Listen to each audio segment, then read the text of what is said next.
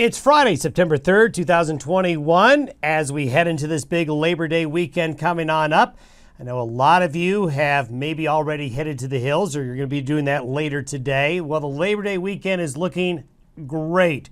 Whether you headed to a college football game Saturday, your favorite lake, reservoir, mountain camping site, the weather this Labor Day weekend is looking like textbook September weather. But we've got to get through today. We're going to see a front. And there's going to be showers and thunderstorms today. A few will bring strong thunderstorm activity our way. Heavy rain, hail, gusty winds will be a possibility.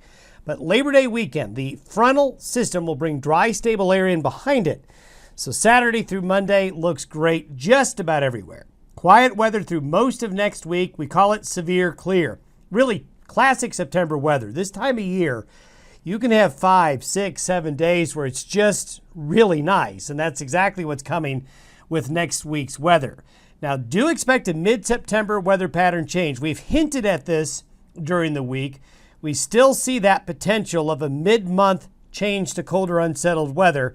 We still see it, but up until then, I can tell you that between now and the middle of September, we're going to be struggling to talk about things. Here's today's satellite imagery. Here's the front and the trough. The main low is up here in Alberta and Saskatchewan, and you can see shower and thunderstorm activity in this area last night. Brought some rain to some areas of Montana, parts of western Wyoming, areas of northeastern Wyoming. Also under some showers and thunderstorms last night. This trough is going to swing through later today and tonight. Here is the drier air mass that'll come in behind it in northwest flow for the weekend. This is what the Storm Prediction Center is suggesting could be the case today with the risk of severe weather. You see the darker shaded green area, that's where the risk of stronger thunderstorms will be today. The lighter green, more garden variety thunderstorms and showers. Certainly this area here is an area I think has got a real risk for a few thunderstorms, not many, but a few that could get a bit of a nasty disposition with hail, heavy rain, and strong wind gusts. But as we go through the next 24 to 36 hours, after we see the rain and thunderstorms in this area here, this drier air mass coming in out of Idaho and Washington and Oregon will slide on in. But these are the areas that will be affected by thunderstorms. Most of this activity is today and tonight. There will be some shower and thunderstorm activity down here Saturday before that drier air works its way on in. Here's today's weather chart, and you can see the upper level low up here, the cool front coming in behind it, and the northwest winds aloft coming in behind it as well. That's going to cut us off from the flow of smoke for not all time, but temporarily as we get a northwest flow behind the system. This is the upper level forecast chart where the jet stream is going to be by Labor Day Monday afternoon. You see this high building back over the Great Basin in California again, so we're going to see some heat and dryness build back into the area here. But if you look at Montana, Wyoming, and most of Colorado, especially east of the divide, the trajectory of the air should have less smoke in it. There'll still be some, but less.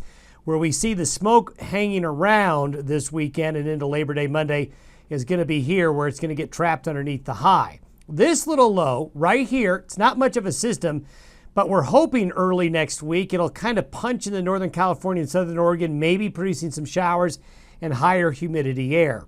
But this high right here is going to be rather dominant from this weekend through most of next week. But if we were to go out and look further, this is the mid-September weather pattern change I'm talking about. I'm showing you a map for Tuesday, the 14th of September. We have a low here and a pretty good cold front coming in then. Another big low up here in the Gulf of Alaska with high pressure building up into the Aleutians, and you can see a northwest flow pattern developing. We do expect that this is going to lead to a mid-September change. So let's say as early as the 14th, but I think the 15th through the 20th, folks who go hunting, folks who do traveling, outdoor activities, that's when I think we're going to see a mid-September front that's going to bring more in the way of weather our way. Up until then, though, not a lot going on. And you can see this is by the 17th, Friday the 17th. So basically 2 weeks from today. So we're really sticking our neck out here. So you have to put a question mark with it. A 2-week forecast, you should always question a 2-week forecast. But we continue to see this, and I do think that the timing is such, and it lines up with climatology, that usually mid-September brings something through.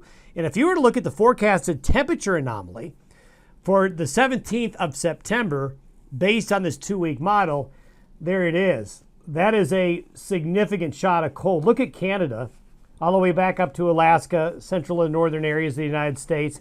So whether or not this happens or not, we'll see. I think it's going to happen to some extent, whether it's this severe. That is something that we're just not going to know until we get closer. But for planning purposes, that 15th through the 20th of September is something to kind of watch out for that time range.